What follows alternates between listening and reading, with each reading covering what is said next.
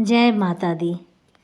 आज मैं उद्यापन करने जा रही हूँ माता चिंतपूर्णी का, जिसे माता छिन्नमस्तिका भी कहते हैं, जो हिमाचल की देवी है।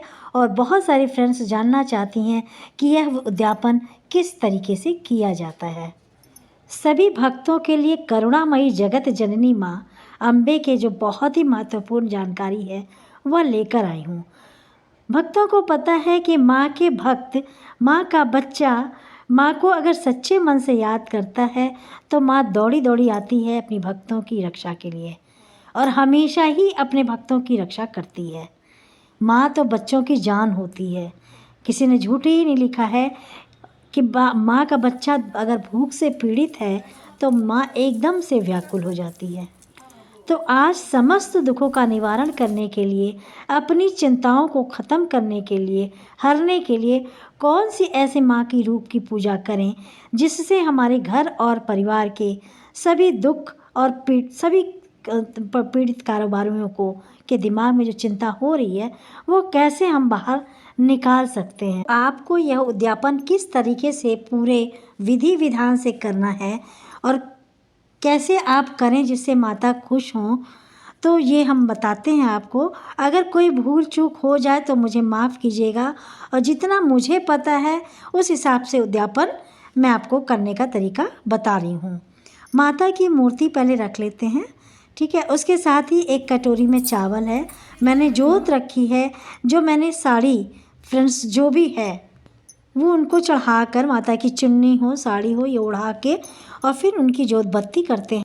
चावलों के ऊपर रखी गई इस चीज़ के अंदर चावल, सिंदूर, सभी चीज़ें हैं जो माता रानी को चढ़ानी है। और ये कहना है कि मनोकामना जब पूरी होगी तो मैं आपका उद्यापन करूँगी, उस हिसाब से आप उनसे मान्यता मांग लीजिए। भोग में क्या क्या बनाना है ये आपके ऊपर है कि प्रसाद के रूप में आप क्या बनाना चाहती हैं। देखिए, हलवा खीर तो कंपलसरी होता है किसी भी माता की पूजा और उद्यापन के लिए। जो खाना बनेगा वो प्याज और लहसुन के बिना बनेगा। तो शाही पनीर भी बन सकती है, खीर बन सकता है, पनीर का कोई भी आइटम बन सकता है।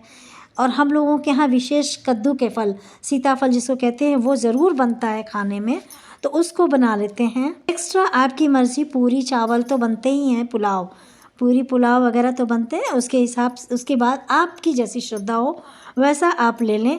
और लड्डुओं का भोग लगता है, पेड़ा, लड्डू, मिठाई, इस तरह के 7 जगहों पे रख देते हैं, उसका भोग लगता है। 7, 11 जो भी मानता है वो करते हैं। माँ चिंतपूर्णी की पूजा इसलिए भी लोग करते हैं कि जितनी भी चिंताएं होती हैं व्यर्थ की, उनको दूर हम कैसे करें, माता रानी को भोग कैसे लगाएं, इस वीडियो में मैं यही जानकारी आपको देना चाहूँगी। एक बार जब भगवान शंकर और माता पार्वती के, माता सती के पति भगवान शंकर को दक्ष प्रजापति को उनके पिता ने सभा में नहीं बुलाया था, तो माँ सती ने अपने देह का त्याग पत्र दे दिया था।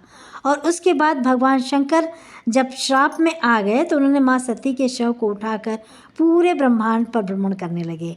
और भगवान विष्णु ने उनको शोक मुक्त करने के लिए अपने सुदर्शन चक्र से माँ सती के अंगों के टुकड़े टुकड़े कर दिए थे।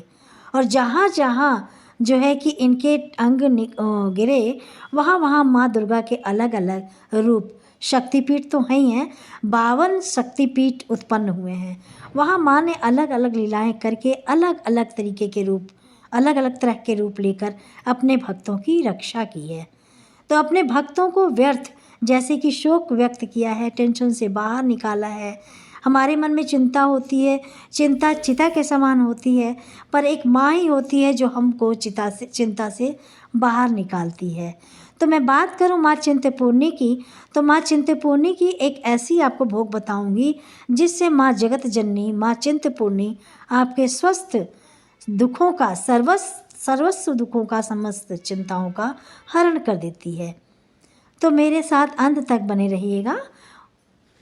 जब हमारा मन भटक जाता है ना, और व्यर्थ की चिंता में या डिप्रेशन में हम जाते हैं, तो माँ जगत जननी जो है चिंतपूर्णी की शरण में जाना चाहिए और माँ चिंतपूर्णी का भोग लगाना चाहिए। माता रानी के भोग लगाने से आपके दिल में जो सुकून मिलेगा ना, आप किस्मत आपकी चमक जाएगी, चिंताएं सारी दूर हो जाएंगी। माता रानी स्वयं आपको खुशियों से भर देंगी। मैं आपको अपना भवन दिखा रही हूँ जो माता रानी को सजा के रखा है। आरती भी करेंगे, सब आपके सामने ही करेंगे, उसके बाद ही भोग सबको स्वीकार करना है।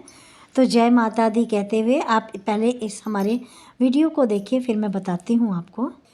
बहुतों को कई कई तरह की परेशानी होती, चिंता होती, पढ़ाई की चिंता स्टूडेंट्स को होती है।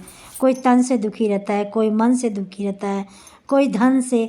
तो हर तरीके के दुख को हरने वाली माँ जगत जननी माँ चिंतपूर्णी आपके और आपके परिवार को हमेशा खुश रखे, इसी मनोकामना के साथ मैं ये वीडियो आप तक शेयर कर रही हूँ।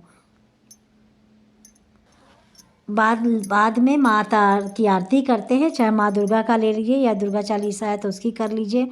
चिंतपूर्णी की आरती आती हो तो उनका ध्यान करके उनकी आरती करिए, आपकी चिंता 100% दूर होगी और आपके घर में सुख और समृद्धि शांति ज़रूर आएगी, ऐसी मेरी कामना है। जय माता दी। धन्यवाद।